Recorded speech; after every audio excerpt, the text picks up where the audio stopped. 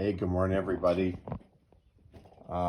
We finished night 2 with Leo in his new house, and it was a little more of a challenging kitten night. It wasn't bad, but about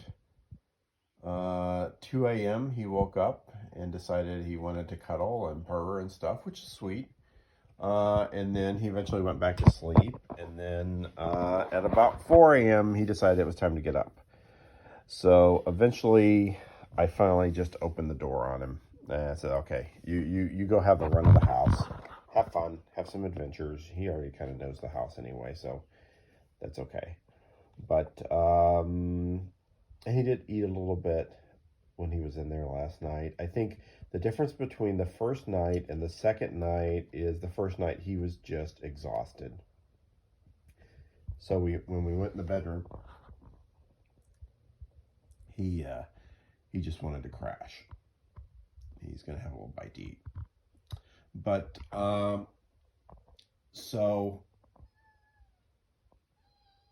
you can kind of hear his little meow that he does. He's a bit of a talker. So anyway, he the first night I think he was just very tired and sleepy, and he just wanted to crash. And yesterday he got more into like a traditional cat routine. He got introduced to the entire house.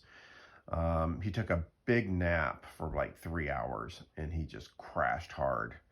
So I think he's getting more into his normal cat routine. Now understand, Leo was his family were strays, and they went into a shelter. So I don't think he's ever been in a human house until recently, until today or yesterday or day before. So he's again,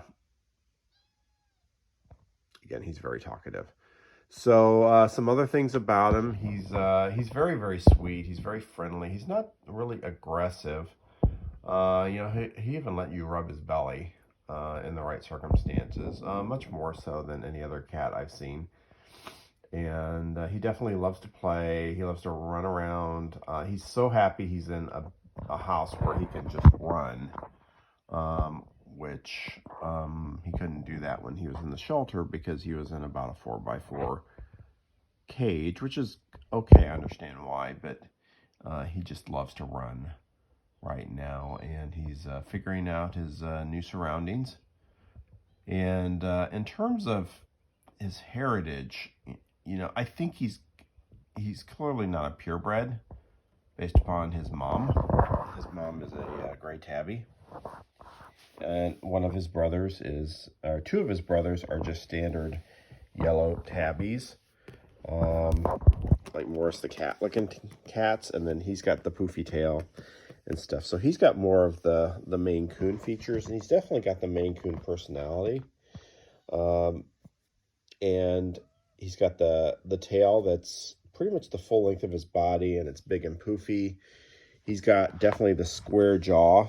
If you compare him to his brother, you see them standing there next to each other. They're they have a very different face structure. And he has only one speed, which is like run.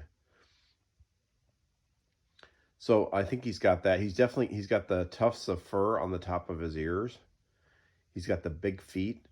And he's also got the tufts of fur under his feet. His fur is not shaggy yet. I can't remember. Max was a long hair. I can't remember if his fur was like that when he was younger. So he may not have like the full Maine Coon coat, but he's definitely a longer hair cat. So we'll see if his mane comes in. Leo, come here. Leo. He's very talkative.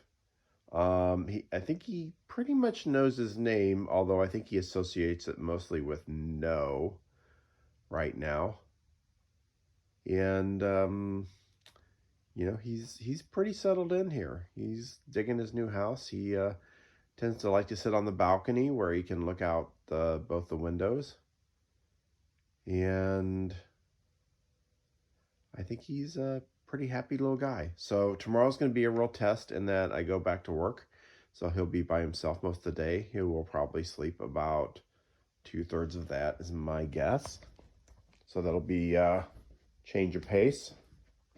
And before we sign off, we gotta find him. Where'd he go? Leo, where'd you go? Did you run off? A lot of times he's just looking at me from like right there. I'm not sure where Leo went. Most of the time, you look for Leo. Oh, I think I see him. I think I see him. Here he is. He loves the vertical blinds. Okay. Say goodbye to your fans, Leo.